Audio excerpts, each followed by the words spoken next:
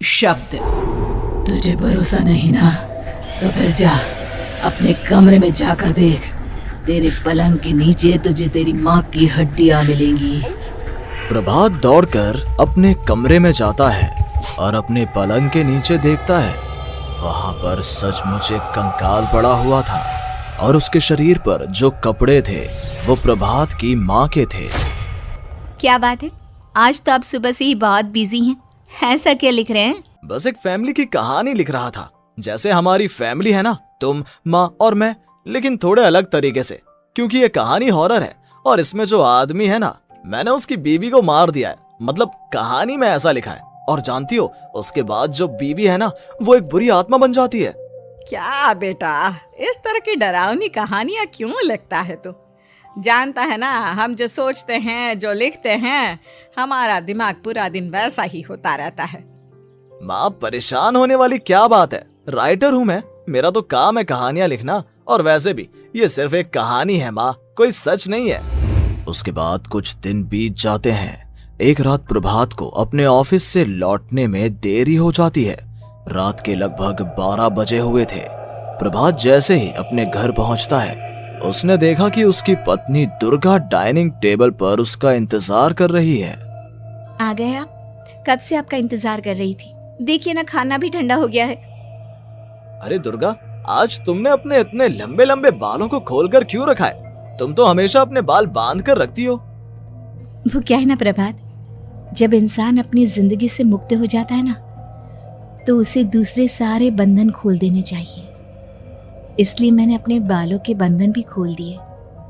ये तुम किस तरह की बातें कर रही हो? तुम ठीक तो हो? मैं बिल्कुल ठीक हूँ प्रभात। अच्छा चलो खाना खाओ। वो क्या है ना दुर्गा, मुझे भूख नहीं है। ऑफिस में कुछ खा लिया था। कोई बात नहीं, मैं तुम्हारे लिए एप्पल काट देती हूँ, एप्पल खा लो। नहीं दुर्गा, मुझे नहीं खाना है, मेरा मन नहीं है यार। तभी अचानक से दुर्गा अपने हाथ में एक बड़ा सा चाकू लेकर प्रभात पर हमला कर देती है। प्रभात अपने आप को बचाने की कोशिश करता है। आज मैं तुझे नहीं छोड़ूंगी, तुझे अपने साथ लेकर जाऊंगी अपनी दुनिया में। ये क्या बोल रही हो तुम? तुम्हारा दिमाग खराब हो गया है। आखिर तुम हो कौन? दुर्गा अपनी गर्दन टेढ़ी करते हुए बोलती है। मैं दुर्गा हूँ, तुम्हारी पत्नी। ध्यान से देखो मेरी आंखों में। प्रभात बुरी तरह से डर जाता है और घबराहट में वो चाकू अपनी पत्नी के पेट में मार देता है। उसकी पत्नी की वहीं के वहीं मौत हो जाती है और उसकी चीख की आवाज सुनकर उर्मिला दौड़ते हुए बाहर आती है। ये तूने क्या किया प्रभात? तुमने अपनी पत्नी का खून कर दिया। लेकिन तू तो उसे बहुत प्यार करता था बेटा। तूने बहू को क्यों मार डाला? माँ, ये आपकी बहू नहीं थी, इसके अंदर कोई बुरी आत्मा घुसाई थी। मैं नहीं जानता ये सब कैसे हो गया, लेकिन वो मुझ पर हमला कर रही थी, मुझे मारने की कोशिश कर रही थी। माँ, मैंने कुछ नहीं किया। ये तूने क्या कर दिया बेटा? दुर्गा ने मुझे कहा था कि वो तेरी कहानी के उस कैरेक्टर की तरह एक्टिंग करके तुझे डराने की कोशिश करेगी। अरे वो तो तेरे साथ मजाक कर रही थी। हे भगवान, ये क्या हो गया? इसका मतलब दुर्गा। लेकिन माँ, मैंने जो कहानी लिखी थी उसमें भी ऐसा ही हुआ था। उस औरत ने अपने पति के साथ मजाक किया और गलती से उसके पति ने उसके पेट में चाकू मार दिया। मेरी कहानी सच कैसे हो सकती है? माँ, मुझे बहुत डर लग रहा है। अब ये सोच, दुर्गा की लाश का क्या करें हम? अगर गलती से भी ये बात बाहर फैल गई ना, तो तुझे पूरी जिंदगी जेल की सलाखों के पीछे रहना पड़ेगा। एक काम करते हैं माँ, हम घर के पीछे वाले बगीचे में उसकी लाश को दबा देते हैं। अगर कोई पूछेगा तो कह देंगे कि उर्मिला अपने मायके गई और फिर एक दिन हम भी अचानक यहाँ से कहीं दूर चले जाएंगे। कोई नहीं आएगा हमें पूछने, कोई नहीं आएगा माँ, बाद में जो होगा हम देख लेंगे। प्रभात अपनी माँ उर्मिला की मदद से दुर्गा की लाश को अपने घर के बगीचे में गाड़ देता है। कुछ दिन तो ऐसे ही बीत जाते हैं, लेकिन एक दिन अचानक रसोई से आ रही कुछ आवाजें सुनकर प्रभात की नींद खुलती है। प्रभात ने देखा कि वहां पर एक लंबे बालों वाली औरत दूसरी तरफ चेहरा करके खड़ी हुई थी। कौन है? कौन है वहां पर? अरे कौन हो तुम? मैं दुर्गा हूँ प्रभात। क्या हुआ? मुझसे इस तरह के सवाल क्यों कर रहे हो तुम? तुम दुर्गा नहीं हो सकती। दुर्गा तो प्रभात, मैं तुम्हारी पत्नी हूँ, तुम मुझे कैसे भूल सकते हो? 4 दिन के लिए मायके क्या चली गई, तुम तो मुझे भूल ही गए। अब अगली बार ना मैं कहीं नहीं जाऊंगी। पता चला तुमने तो मुझे पहचानने से ही इनकार कर दिया। नहीं, तुम दुर्गा नहीं हो सकती। तुम दुर्गा हो ही नहीं सकती। मैं जानता हूं ये सब क्या हो रहा है। मैंने अपनी कहानी में लिखा था कि उस आदमी की पत्नी की मौत के बाद एक बुरी आत्मा उसका रूप लेकर उसके घर में आ जाती है। तुम वही हो ना? और अचानक से खूबसूरत दुर्गा का चेहरा काला पड़ जाता है। उसकी आंखें लाल हो जाती हैं और पूरे शरीर पर बाल, लंबे नुकीले नाखून, उसके दोनों पैर उल्टे हो जाते हैं और बेहद डरावनी आवाज में वो चिल्लाकर कहती है, बुरी आत्मा, मेरा खून करके मुझे अपने ही घर में गाड़ कर तू मुझे बुरी आत्मा कह रहा है? मैं तुझे छोड़ूंगी नहीं। और अचानक से प्रभात के घर में बेहद डरावनी आवाजें गूंजने लगती हैं। घर में चारों तरफ बहुत सारी बुरी आत्माएं नजर आने लगती हैं। प्रभात घबरा कर अपनी माँ को आवाज देता है, माँ कहाँ है आप? जल्दी आइए माँ, देखिए ना ये सब क्या हो रहा है। प्रभात ने देखा कि अचानक से उसकी माँ कमरे से दौड़ कर आती है। क्या हुआ प्रभात? और ये लोग कौन है? इन सब की गर्दन टेढ़ी क्यों है? इनके बाल खुले हुए। हाँ प्रभात, ये सब लोग तो मुझे मरे हुए नजर आ रहे हैं। हाँ माँ, ये सब लोग मरे हुए ही हैं और ये ठीक वैसा ही हो रहा है जैसा मेरी कहानी में हुआ था। लेकिन मेरी कहानी के हिसाब से तो आप भी। अचानक से उर्मिला का रूप बदल जाता है। वो भी एक डरावने साए की तरह बन जाती है और बेहद डरावनी आवाज में चिल्ला चिल्ला कर कहती है, मर गई तेरी माँ। जानता है, कल रात जब तू सो रहा था ना, तो मैंने उसके शरीर का सारा खून पी लिया। अब बस हड्डियां बची है उसके शरीर में। नहीं, ऐसा नहीं हो सकता।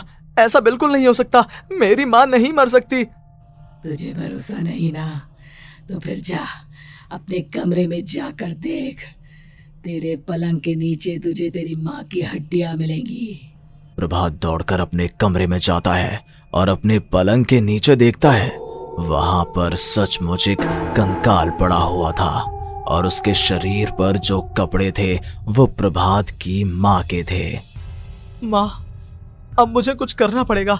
लेकिन मेरी कहानी में लिखा था कि माँ की मौत मेरे हाथों से होगी, पर माँ तो पहले ही मर चुकी है और वो बुरी आत्मा मुझे भी मार देगी। नहीं, इससे पहले कि वो मुझे कुछ करे, मुझे उसका काम खत्म करना होगा।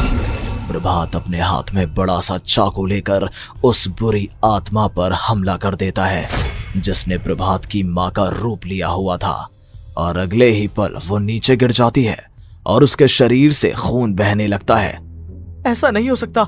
एक बुरी आत्मा के शरीर में तो खून होता ही नहीं है। तो क्या सच में मैंने अपनी माँ को मार दिया? लेकिन अभी कुछ देर पहले तो फिर वो कंकाल किसका है? और ये कौन है? मैं पागल हो जाऊंगा। और अपनी माँ की लाश, इसका मैं क्या करूं? लोग पूछेंगे तो मैं क्या जवाब दूंगा? तभी वहां पर दुर्गा का रूप लेकर जो आत्मा थी उसने प्रभात से कहा, गाड़ दे अपनी माँ को ले जाकर उसी जगह जहाँ तूने मेरा खून करके मुझे गाड़ दिया था। चला जा। घबराया हुआ प्रभात पागलों की तरह अपनी माँ की लाश को लेकर बगीचे में गाड़ देता है। प्रभात की हालत पागलों जैसी हो जाती है। वो अपने आप को अपने घर में बंद कर लेता है। कहानी के हिसाब से तो आगे ये हुआ था कि कहानी लिखने वाले ने उन बुरी आत्माओं से डरकर आत्महत्या कर ली थी। तो क्या मैं भी मर जाऊंगा? क्या मैं भी आत्महत्या कर लूंगा? एक काम करता हूँ, मैं अपनी कहानी का अंत बदल देता हूँ। हाँ, ये मैंने पहले क्यों नहीं सोचा। मैं लिख दूंगा कि कहानी को लिखने वाला आत्महत्या नहीं करता, बल्कि कहीं दूर जाकर नए सिरे से अपनी जिंदगी शुरू करता है। यही सोचकर प्रभात ने अपनी लिखी हुई कहानी को बाहर निकाला और उसे पढ़ना शुरू किया। ये देखकर वो हैरान रह गया कि कहानी का क्लाइमैक्स तो किसी ने पहले ही बदल दिया था। ये क्या? इसमें तो लिखा हुआ है कि आखिर में उस लेखक की पत्नी और माँ दोनों बगीचे में जिंदा दफन थे। बुरी आत्माओं ने उनको कैद करके रखा था और वो लेखक अपनी माँ और पत्नी दोनों को जिंदा बाहर निकाल लेता है। लेकिन लेकिन ये सब लिख किसने दिया? प्रभात दौड़कर बगीचे में जाता है और वहां पर खुदाई करना शुरू कर देता है। प्रभात देखता है कि वहां पर लकड़ी के 2 बड़े संदूक हैं और उनके अंदर से आवाजें आ रही हैं। प्रभात, प्रभात बचा लो मुझे, अगर थोड़ी देर और हो गई तो वो मुझे छोड़ेगी नहीं। बेटा देखो, मैं इस बक्से के अंदर बंद हूँ, प्लीज मुझे बाहर निकालो, वो बुरी आत्मा किसी भी वक्त मुझे मार डालेगी। प्रभात वो दोनों बक्से बाहर निकालता है और अपनी पत्नी और माँ दोनों को आजाद करवा लेता है। लेकिन तभी वहां पर अचानक से एक बेहद डरावनी और खौफनाक दिखने वाली औरत आ जाती है। तुझे क्या लगा था इतनी आसानी से अपनी पत्नी और माँ को बचा लेगा? बस 5 मिनट और उसके बाद अमावस का चांद आसमान में आने ही वाला है। लेकिन तूने इन दोनों को बाहर निकाल लिया, अब तुझे मरना होगा। नहीं, मैं जानता हूँ मैं नहीं मरूंगा और अब आगे क्या करना है ये भी मुझे पता है। प्रभात, ये बहुत खतरनाक है, हमें मार डालेगी। प्रभात, चलो यहाँ से। नहीं दुर्गा, अब मुझे अच्छी तरह से पता चल चुका है कि इस बुरी आत्मा से हम कैसे पीछा छुड़वा सकते हैं। और इतना कहकर प्रभात अपने हाथ में पकड़ी हुई सिंदूर की थैली उस बुरी आत्मा के ऊपर उछाल देता है। कुछ ही देर में वो जमीन पर गिरकर राख में बदल जाती है।